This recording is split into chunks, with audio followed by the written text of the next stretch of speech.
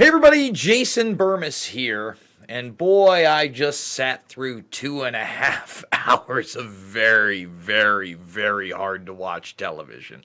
Yes, just like every single debate out there, I sat there, I watched it. I'm going to give you my take. We're also going to be talking Tulsi Gabbard, hopefully with world-renowned Trump impersonator and now member of the Tulsi Gabbard campaign, Eric Jackman.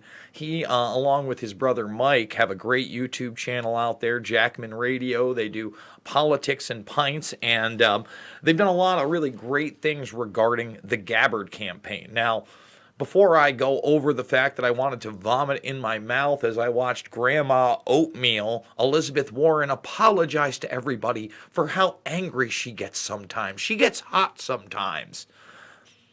If Elizabeth Warren comes across as hot or really fired up and angry at any point in you watching these debates and you believe that, I don't know what your pulse rate is. I mean, what excites you in the morning? Chilled milk? Like, tell me, like, ooh, that glass of skim milk. I mean, that's what you're getting with you're getting lumpy, cold oatmeal in skim milk with a dab of butter that can't even melt itself. That's how hot you get, Elizabeth Warren. So, if you didn't see the Twitter craze, and hopefully we're going to have Eric Jackman on, he's going to just join us. I gave him a link, so hopefully he's going to jump in. You'll know, well, there's a text. He just landed, so hopefully we're going to get him in here. Awesome. Let's do the text on the air. Awesome. Link is on Facebook. Okay, we do it live here, guys. So, Tulsi yesterday shocked the world when she voted present on both articles of impeachment. I know this upset some people. This Tulsi coward, hashtag Tulsi coward, was trending today with Russian asset. But I think Tulsi played it right. Let's hear what Tulsi had to say. Politics should not be a zero-sum game, but tragically that's exactly what it's become. And it's polluted the whole nature of our politics. The point of politics should not be about doing maximum damage to your opponents just to win, because all that's happened, as has in the case of our current America, is that people get hurt and nothing gets done. So my stance yesterday, my vote, was opting out of this zero-sum game mindset and back into one of negotiation and compromise. We're stuck right now in this terrible scenario where everyone is trying to exact maximum hurt from their opponent for a quote-unquote win. My present vote was not passive. It was an active protest against the terrible fallout of this zero-sum mindset that the two opposing political parties have trapped America in. There's no winning here. Everyone is losing. Our country is losing. So if we don't break this stalemate we find ourselves in, America's done for. My vote and my campaign for president is about freeing our country from this damaging mindset so that we can work side by side to usher in a brighter future for all Americans. Is she perfect? No, but I can't argue with what she had to say there. We're about to get a show trial. We've now spent tens of millions, if not hundreds of millions, on false accusations, allegations, brainwashing of Russian interference, of Ukrainian meddling in elections. And some of us are sick of it, man. And I get it. Tulsi Gabbard, probably not going to get the nomination, probably not going to be the next president of the United States, but this is propelling her to a position, say, where she's recognizable and notable like a Ron Paul. Or I'm sorry, not a Ron Paul, a Rand Paul. You know, not that Ron Paul didn't do the same thing, but his son, you know, just running for president once against Donald Trump really brought attention to non-interventionism and other types of very important issues that go beyond the left-right spectrum. Okay, and that's what she's doing, in my opinion. In fact, with her not doing this debate, you got to remember, the only person I thought that was worthwhile even listening up there at times was Andrew Yang. I'll give Bernie Sanders credit that that he at least called out Israel. Somehow Israel's foreign policy came up in the first hour of the debate. I didn't think it was going to come up at all, since they started it with Trump impeachment and it was all about climate change. And they actually entertained the idea of passing a federally funded bill that would subsidize the moving of large swaths of the population due to global warming, because they're acting like the oceans are really going to rise and people won't be able to live on the coastline anymore, and that the government's going to have to somehow subsidize. I mean, the insanity of this debate was terrible. It was terrible. All right. But there were some highlights. You know, again, Bernie Sanders calling out Netanyahu as a racist. You're not going to hear that every day. You know, most people don't even understand any of the intricacies of the Israeli-Palestinian conflict, or really the conflict between Israel and the rest of the Middle East, because of that U.S.-Saudi-Israeli alliance and that full spectrum dominance effort in there. You know, they let Joey B just talk around the Afghanistan paper saying, I was the one opposing all of this. I was the one opposing that we were bolstering numbers. I was the one opposing staying in Afghanistan. Joey B, you're full of shit. We all know it. Okay? 100% you're lying to us. It's just not the case. Let's see. I think I might have Eric Jackman here. Anytime, just click the link. So hopefully we're going to have him on, and we're going to be able to go for how she is, she's really going beyond what you're seeing by normal establishment candidates. You know, Tom Steyer is now the new billionaire that's going to be able to take on Trump. Okay. And now, you know, Bloomberg's in the mix, but he hasn't done any of these debates yet. You know who else hasn't done any of these debates? Hillary Clinton. But I'm telling you right now, they're propping her up as their establishment candidate. As much as they're pushing Pete Bootlicker, as much as they're telling you that Joey B has a chance or Grandma Oatmeal's going to fix everything, no. They can't win an election, and they know it. And beyond the very beginning of the debate, when they're talking about impeachment, all of them realize they will have to beat Trump in 2020 because he's going to beat it because they don't have the votes in the Senate. It's that simple. Okay? It's that simple. Okay. So, I see that I have my guest here. He is now an official member of the Tulsi Gabbard campaign. Once again, Miss Gabbard did not attend the debates tonight, and she voted present on both articles of impeachment. It looks like his video froze up for a second, but he's back. Grandma Oatmeal. We've got Eric Jackman, half of Jackman and Jackman, and at Jackman Radio, if you want to go subscribe right now to their YouTube channel. This is where you got to go. Go do it right now. Subscribe. You can follow him at Jackman Radio on Twitter, and you can catch Tulsi Gabbard at a house party last week in New Hampshire, talking about real issues with real people and not subjugated to mainstream media talking points that they're trying to force down your throat. So how the hell are you, Mr. Jackman? Burmis, I'm doing great, man. Thank you so much for having me on. I'm sorry we didn't connect the last couple of times, but I'm doing great, man. You know, it's cold as balls here in New Hampshire right now. But as you can see, man, Tulsi really brought the warm aloha spirit tonight, and we did a big event. She was supposed to be there in person tonight, but she had to vote on, I think it was USMC, Trump's new trade bill, so she couldn't get out of Washington in time to catch her flight to New Hampshire. So she Skyped in, and we had, well over 100 people there, and the event just went really well. So I've been doing great, man. I'm getting in the holiday spirit. My sister's going to be home for like 9 or 10 days. She lives down in the swamp, and today is actually my mom's birthday, so happy birthday, Mama Jackman. And I'm looking forward to the holidays with my friends and family, and drinking and feasting and just spreading love and kindness, and obviously the Burmis Brigade. So obviously you were in attendance at this event. You probably didn't catch the debates tonight. You didn't catch those Grandma Oatmeal highlights that the kids couldn't wait to see.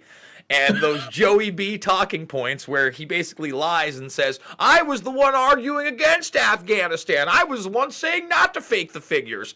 I'm the guy. Meanwhile, Bernie Sanders, who voted for that war, now admits that he was wrong, even though in 2015 he said we'd still have to have troops in there as well. I was kind of surprised that there was a little challenging on foreign policy, but nobody brought it on the level of Tulsi Gabbard, and quite frankly, she was never mentioned in this debate. Her position was never mentioned. It was never mentioned that she voted present and released that public statement via the highly divisive impeachment hearings that are now going to happen. What's your take on Tulsi's position and how she's handled this? Yeah, so I mean, I honestly thought she was going to vote straight no on impeachment. I talked a little bit about it, whether not too much, but I know she had a lot of people in her ear about how she should vote on it. But I've been getting mixed messages. I'm getting a mixed response from people. A lot of people I know in the Trump world they're happy with Tulsi's vote. Obviously, they don't even want to see censure, but I can understand why Tulsi would say, let's censure Donald Trump and not impeach him. I'm not disappointed in Tulsi's vote. I understand why she did what she did. But, when you're president of the United States, you do have to make firm decisions, and a yes or no kind of would have been something more akin to that, making a firm decision and standing on it. But Tulsi is tired of the divisiveness in our country, and she's tired of everybody tearing each other down and cutting each other down. And I think you and I are in agreement, Burmis, about this impeachment process. The whole thing was just a giant fucking joke, man, just a scam. Well, let's talk about obstruction of Congress. There's a reason why Trump said don't cooperate, because everybody that took the stand in the sham Russia investigation, they didn't fucking go to jail because they were dealing with the Russians. They were going to jail because Manafort's a crooked businessman. No shit. Right. They're going to jail because they got a perjury trap on Michael Flynn. Okay, all these guys lie at some point. All right. Roger Stone's going to jail for supposedly being dishonest to Congress when Congress has been nothing but dishonest. I hope Trump pardons them. You know what I'm saying? That's what I don't get. Nothing had anything to do with Russian involvement in our elections, but people are so crazy, they still believe it. And honestly, I actually like Tulsi's move on this one. Would I like to know better? I'm not even sure, man. I think it garnered enough media response where it almost superseded tonight's debate, which again gave candidates more time than ever since there were only 7 of them on there. It should have been a bigger media to do. It was not. Impeachment is overshadowing the debate at the same time. And what was trending today?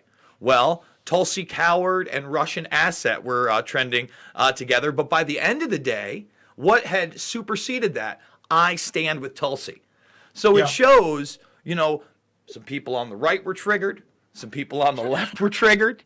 And together they had a little day of, hatred for Tulsi Gabbard. Oh, yeah. But at the end of the day, those who are thinking human beings that may not agree with everything she says or does think it was a smart political move. And I really do believe that. Well, that's why I go full Jon Snow with Tulsi. And I say, Tulsi, you're my queen. You'll always be my queen.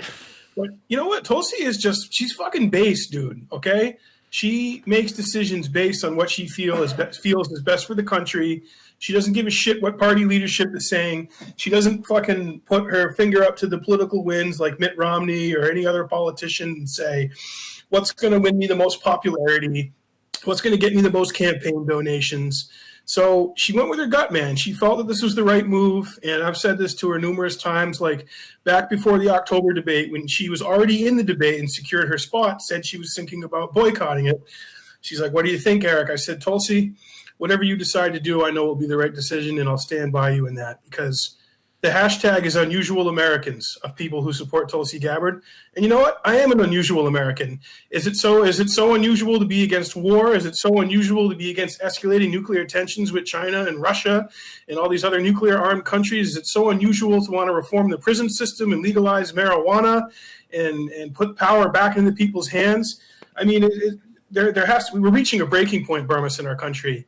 And I know that the deck is stacked against Tulsi Gabbard. I have no illusions about that, man. But she doesn't either. But she's out there doing it every day, man. And she's taking it right to the voters. We had an incredible swing right here through Peterborough, New Hampshire, where I live last weekend. And if everyone could just see one-on-one Tulsi with voters, just talking to them on a human level, asking them about their lives, asking them about their small businesses, asking them what their tax burdens are, how certain laws affect their businesses and their lives, that's the real shit that Americans care about. Most Americans weren't even paying attention to this impeachment bullshit. I was hardly paying attention to it, Burmis, to be honest with you. Well, they were telling us he was impeached for months. For months we kept seeing the headline, and it literally didn't happen until this week. It just happened on that vote. I went live after. I mean, we're literally a little over 24 hours away from the official impeachment on two ridiculously made up charges. Again, obstruction of Congress, just so everybody knows, has never existed before, should never exist in the first place. And the idea that there isn't quid pro quo and over the table and under the table arrangements between countries and getting dirt on people, I don't even care that he did it. I don't even care that he did it. I mean, I literally had to play for the bazillionth time Joey B bragging about withholding $1 billion, and he's on a plane in 6 hours to the Ukraine. What are people? And this is where it all starts, because the guy is investigating his son. And now Pelosi says Hunter Biden won't have to take the stand. None of them will have to take the stand. And Eric, my only video, we are 830 plus videos strong on this channel. The only video that I have ever had locked by YouTube is now the video of me playing Louis Gohmert saying the forbidden name of Erica Caramello Bar. Okay, I didn't say the name. He said it in Congress. I played the clip of him saying it was manually reviewed. Apparently, it can be monetized. It just can't be seen by anybody. And they tried to say that I had misleading tags. No, I didn't. I didn't have any tags. You're going to tell me the hashtag Burmis Brigade that's in every one of my videos is a misleading tag? I mean, give me a break. The selective enforcement is real. And I was just wondering if I could get President Trump's response to this impeachment and Nancy Pelosi standing up there refusing to allow Biden to testify. Well, look, first of all, Nancy Pelosi is disgusting. She reminds me of a Percocet, pilled up, wine swilling scarecrow, okay, who's been dead for 40 years, quite frankly. She is so ugly and so frightening and so scary that, quite frankly, I think even the Babadook would be afraid of her if he took a look at her and looked at her ordeal. But this impeachment thing is not even really impeachment, Burmis, okay? It's like impeachment light. Like Dr. Evil says, 1 calorie, not even enough, okay? But it's a witch hunt, and I was in Battle Creek, Michigan last night talking about John Dingell looking up from hell because he's down in hell. Believe me, he's down in hell. We know he's down there, okay? He's a terrible person, and I know his daughter's very upset about what I said, but it's too bad because fuck everybody's feelings. I'm Donald Trump. I don't care about anybody. But the impeachment, total witch hunt, Burmis, I'm going to have full exoneration in the Senate, and things are going so beautifully in America. We have the best economy. We have incredible jobs. The stock market's never been higher. Jeffrey Epstein's dead. Nobody talk about Jeffrey Epstein. No one talk about how he was my buddy. And there's pictures of me dancing with him and partying. No one's wondering about Ghislaine Maxwell. People are wondering about Prince Andrew. It's all fake. Okay, it's fake news, Burmis. It's a disaster. I love it. So you've recently taken on an official helm on Tulsi Gabbard's campaign. She's even mentioned the Jackman brothers as being those grassroots individuals that are making a difference. How can my audience make a real difference in this campaign right now? Absolutely. Well, look, there's just so much fucking disinformation out there about Tulsi. If people can just take a few minutes and read through her platform on Tulsi2020.com and then tell a couple of their friends about her campaign. Say, look, there's this 38-year-old, combat veteran who served in Iraq who is running for president. And she is running to bridge the divide and the division and heal heal this country, bring the country together. She's speaking about big picture issues. Tonight, man, the event I co-hosted for, she's talking about auditing the Federal Reserve. She's talking about her bill with Don Young from Alaska, bipartisan bill with a Republican to federally legalize marijuana, free up the banks to do business with marijuana on a federal level. There is someone who's of our generation who is a real change agent and is in this race and wants to do really good things for our country. So just tell people to look into her, give her a follow on Twitter, Instagram, and check out her campaign website and her platform, and then get on her mailing list. You can join her mailing list on Tulsi2020.com, get updates, and you can see if she's going to be in your area, and just go out to an event and meet her and talk to her. She's so down to earth. She's a normal person. She's very approachable. She's very kind, and she has a great sense of humor. I mean, obviously, if she's cool with the Jackmans hanging around, she's got a good sense of humor. You know, we always do our impressions for her, and Mike was doing his Lindsey Graham impression for her when we had lunch the other day, and she was like, oh, she was laughing uncontrollably. But yeah, it's been great, Burmis. It's really Tulsi Gabbard's campaign has restored my faith that there are actually some good people who get into echelons of power, and you know, no one's going to be perfect. You know, she's not a saint, she's not perfect, but they do have the best interests of the American people in their heart, and they're going to use their platform for good and do the best they can. So just check her out and tell your friends about her and get involved. Donate $20, $30, whatever you can give. She swore off PACs. We don't take any dirty money. It's all people power, and we raised, you know, probably 10, 11, $12 million, which is pretty impressive for a small campaign. Yeah, I mean, she's not Pete Bootlicker. She doesn't have all these billionaires lining up to just give him money, which is now the in-joke on the debates. Like, the other candidates can actually call him out for his billionaire donations, and they're like, well, I'll tell you what, that Iowa caucus is looking good for Bootlicker. Grandma Oatmeal better watch out. Erica Jill, thank you so much for the super chat. She says, thank you, Eric and Jason, for all you do. Just got into a tiff on Facebook defending Tulsi with some MSM drones. How do you suggest we break through to people like this? Now, before you go, I'll just say this. You know, me and Erica were just actually in a thread where somebody was talking about Assange, and I try to keep the insults to a minimum, even if they're coming at me. You know, I try to stick to the facts and say, hey, please just address the information. We can go from there. I'm not God. I'm not Jesus Christmas. I'm not getting it right all the time. However, the information that I present is benign. It doesn't matter if Jason Burmis is a good guy or a bad guy. It doesn't matter if he's an independent, a liberal, or a conservative. That Seymour Hersh phone call exists of him talking about those DNC emails and the Seth Rich connection. I didn't make that, you know, that's not on Fox News. That's not on MSNBC. And the same thing with Tulsi Gabbard. Listen, her positions and her talking points go far beyond what we're seeing on these mainliners. She's at least got the guts to say, oh yeah, by the way, we are working with Al-Qaeda in Syria. Isn't that a problem to some people? You know, she'll talk to a guy like Assad while everybody else will say he's a dictator that gassed his own people in April of 2018 in Damascus, when we now know that is a farce and a falsity on every single level. So I always say this. You kill him with kindness for as long as you can, and you send him information that is irrefutable, that doesn't take sides, that's not presented by one of these media outlets. That's why WikiLeaks is so damn important, because those are documents. They don't have a Fox News stamp on them. They don't have a Washington Post stamp on them. They're not New York Times sensitive. They're just the documents, Eric. 100% Burmis. And I was talking to someone in the campaign tonight who, you know, was there when Tulsi was on The View. And look, Joy Behar is nasty. She looked at Trump and say she is a nasty lady with a lot of hate in her heart. She's a horrible lady. And she was so rude and disrespectful to Tulsi.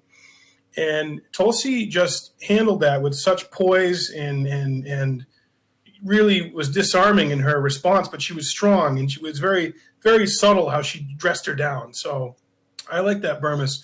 You know, obviously a lot of times people like to go to insults and make it personal, but you're absolutely right, man. If you can show WikiLeaks documents talking about the whistleblowing regarding the alleged use of gas in Syria, what is it, the OCW report? The OPCW, it's the opposition to the proliferation of chemical weapons. Okay, so Tulsi's been fucking talking about that for years, okay? And now the documents are coming out. Oh, she was right. Okay, she's proven right. So you're absolutely right, Burmis. If you can send some documents their way, and like the way you do it, man, you just do it in a straightforward way, not a left or right tinge to it, not partisan hate. Just like, well, actually, you know, there are documents about this. And then, you know, that's like one of the big things I do at 9/11. I talk about, for years, urban moving systems was like, oh, I don't know if that's real. That's just made up shit. And then when all those FOIAs came out, Burmis, and I spent a week staying up till 1 and 2 in the morning reading them scared out of my mind. 100+ page documents of a real FBI investigation that spanned more than urban moving systems and into those dancing Israelis that we now have scans and censored photographs of. They clearly had a role. That shit's real, Burmis, and that is where I go to now. Whenever someone says, "Oh, Jackman, I know you have a past wondering about 9/11, and you don't think what the government said happened." I said, "What the government has told us is not what happened. They haven't told us the whole story." And first of all, you're a punk and you're an asshole if you believe the government is going to tell you the whole story, or the media who's in bed with the government is going to tell you the whole story. The urban moving system shit came out. Some of it came out a little early. There were reports about it, but then it faded into obscurity and just became a rumor and a slur. And, if you say that, you're anti-Semitic and all that shit. And it didn't matter that, once again, there were Israelis that were rounded up pre 9/11 and then post 9/11, and then they don't want to talk about how that was a ring, not only of quote-unquote art students, but people in kiosks, people that had infiltrated government agencies and secret locations throughout the country, that they were in many states, and that they didn't even get this. Not even a slap on the wrist. No, they got a plane ride home and some television time. And you know who did? I don't know if you caught this, Burmis, but Robbie Martin did a fucking epic deep dive into the ecstasy smuggling rings, connected to the Israeli drug smuggling rings. That was all tied in with that. So if people want to dig back into media roots, I don't know if it was a media roots or just Robbie Martin on his own, but I had like a day where I had a whole day and I'm like, I need to catch up on some Robbie Martin and some, dancing Israeli shit. And boy, that was where it's at. And that's another thing I want to tell the audience. Tulsi knows 9/11 stinks. Okay. She had the guts to meet with the 9/11 families back in September. And I'm still in touch with some of them, who were in the buildings, who were in the towers on the day of the attacks. They lost people. They want accountability, man. And their big angle, and as it should be, the thread is Saudi Arabia, pulling that thread, and the lawsuits that are going on, Bandar Bush, the fucking Saudi royal family. It's just a beginning. It's a starting point. People don't understand that. There's so much. Exactly. It's a starting point for normies, for people who don't know anything, who don't realize that the whole thing was actually a fucking giant onion intelligence operation involving Saudi Arabia, Pakistan, Israel, and elements of our government. Yeah, let's not forget, we're almost at the 1-year anniversary of the knowledge of the Dark Overlord documents, in which we only got 3 of the 5 dumps. And the Dark Overlord has gone completely black in the last 6 to 9 months. You've heard nothing about that hacking group. I suspect, not that they were bought out, but they were found out. And those leaks were put down. I mean, those were real encrypted leaks. Those are 100% real SCSI documents.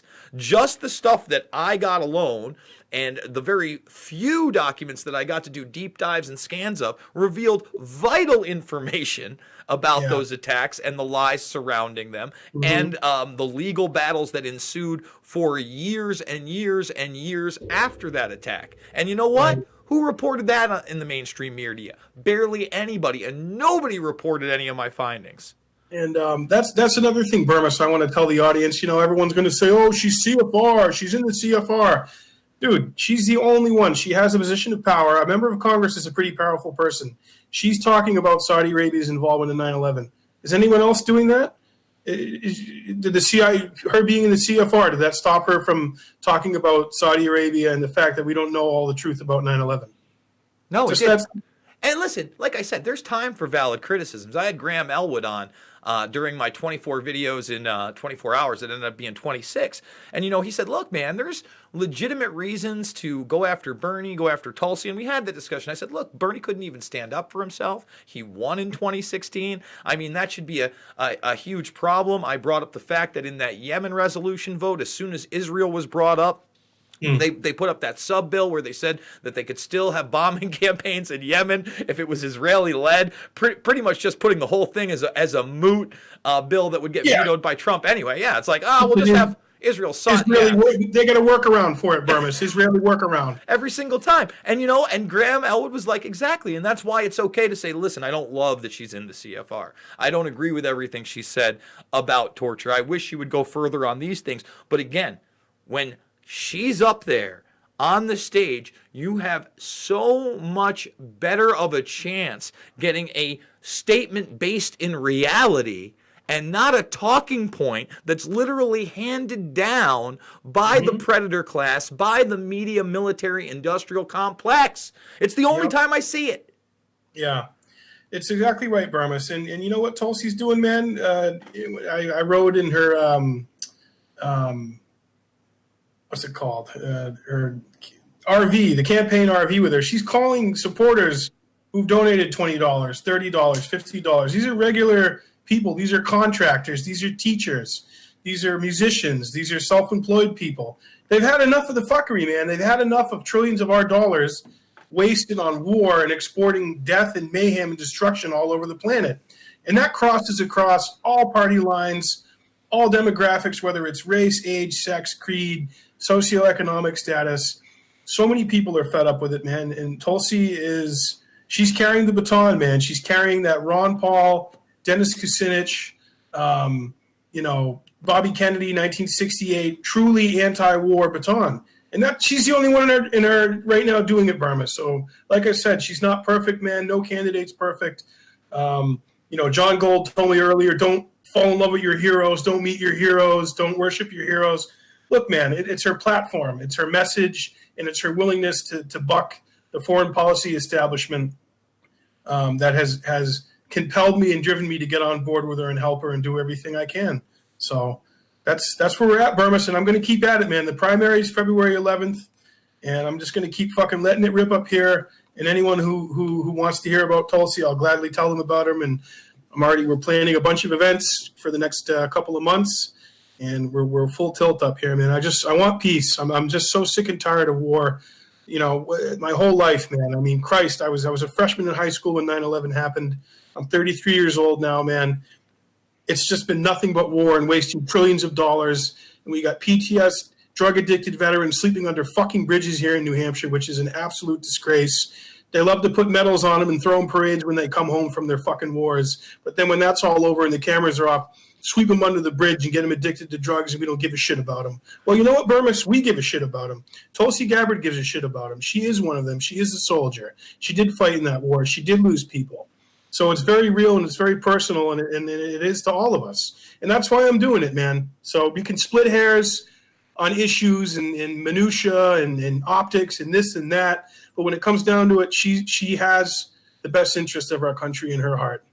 Well, let me just say this one more time. No one is perfect, but I can't see another candidate that I can get behind in any way, shape, or form other than her at this point. Again, the only candidate that stood up for Julian Assange, who may not make it to his February hearing. I want to read this super chat. This is a false paradigm. Left and right, logical fallacies. Economy is good. What happened to actual issues? Healthcare, infrastructure, etc. Or platforms other than Orange Man bad and more free stuff. As an independent, I need more than that. I agree. The free stuff is never going to work. If you caught my video earlier this week on the gentleman who just resigned from the Air Force and is promoting Space Force, which is getting signed in, the things that he said about energy and free energy from space are stunning. And technology that is available today. It's not being talked about in these debates. No, what's being talked about is regulating your carbon based on a global taxation system and market. That's what they want to tell you about. They don't want to tell you about the energy that can be beamed down wirelessly to our devices so they don't even have to be plugged in and cost a fraction, pennies on the dollar of what to produce, and how that technology has been around for decades. But I'm just crazy Jason Burbis talking conspiracy theories. Brian, thank you so much for that super chat. This is what I'm going to tell you, man. I'm extremely proud of you. I've known you now well over a decade. I think more than 15 years. You are a do-something guy. Your brother's a do-something guy. You always have been. Clearly, she has stood out as the candidate who has told the most truth. And I love that you're pushing forward. I hope people support her. That doesn't mean they have to support every single thing she does or every single point she makes or every single position that she has, because I could never do that as a human being. There has to be dissension. There has to be questions. But, again, heads and shoulders against the other guys, especially if, like me, because I know most of you watching me didn't do it, watch that 2.5-hour clusterfuck of a debate earlier tonight. It was hard to watch and even harder without Gabbard. I'm going to give you the closing words, Mr. Jackman. Awesome. Well, right back at you, Burmis. Mike and I, we love you, man. Burmis Brigade is something we turn to for strength, for knowledge, for inspiration, for light, for humor. It's just everything. It's YouTube channels like you, like Sam Tripoli, Jimmy Dore, Rogan, Luke, all you guys, man. And Mike and I, when we can, do our videos. We're just keeping things real and showing that independent media can do it. And we know more than we're on the ball. The corporate media, they just want to keep you dumb and fucking distracted and entertained. And although I am going to go see the new Star Wars, I'm very excited about that. I'm hoping to go tomorrow. I think I might even Uber by myself. I might Uber. Yeah. I don't want it ruined. I got to stay off of social media before all the memes ruin everything. So look, I want to see fucking Folgers coffee incest ad with Rey and Kylo Ren. All right, I'm just going to say that. We can see them fuck. Burmis, that's all I want, dude. I didn't hate The Last Jedi. I know that's going to lose me some subscribers, but I didn't hate it. Do you not? I mean, I like the fat Chinese girl, man. I think she's got a lot of heart. She's great. Hey, we'll see what happens. I'm going to try to check it out tomorrow. I want to thank you again. Send my love to the Gabbard campaign. Maybe sometime down the line, put it in her ear. Give me 15, 20 minutes on the platform. I promise I'll behave. But I'd love to have a chat with her and clear up some of the positions for some of these people that just keep gnawing away at those same talking points when all I see is a very anti-establishment candidate doing what she can to bring the truth to the American people. So once again, you're doing God's work, my friend. I will see you on the flip side. Okay. Aloha, Burmis. Thanks, brother. Thank you, brother. There he is, Eric Jackman. Remember, go subscribe right now to the YouTube channel. It's Jackman Radio. Go hit that subscribe button. Go do it. They got some really great stuff over there. I love those guys. Again, they're not perfect. I'm not perfect. I've never claimed to be perfect. But if you want to support me, you can thumbs this video up. You can subscribe to the Burmis Brigade. You can share this material with others. You can watch all my documentary films for free. Loose Change, Final Cut, Fabled Enemies, Invisible Empire, New World Order Defined, and Shade the Motion Picture. But what I could really use you doing, go over to my Twitter and retweet the pinned tweet. Really trying to get this information out there. By the way, we have breaking news on the Epstein case. I may do another video on it, but they said they found the video of the first suicide attempt. So apparently that video has been found. So we may do a follow-up video even later tonight, even though we're honing into midnight on the East Coast. You want to financially support me? This is how you do it. $5, $10, $15. It means the world to me. It's a GoFundMe. It's not a Patreon. It's not a Subscribe Star. It's not bonus content. I give it all away for free, and I hope you share this information and love with others. I'll see you guys all on the flip side.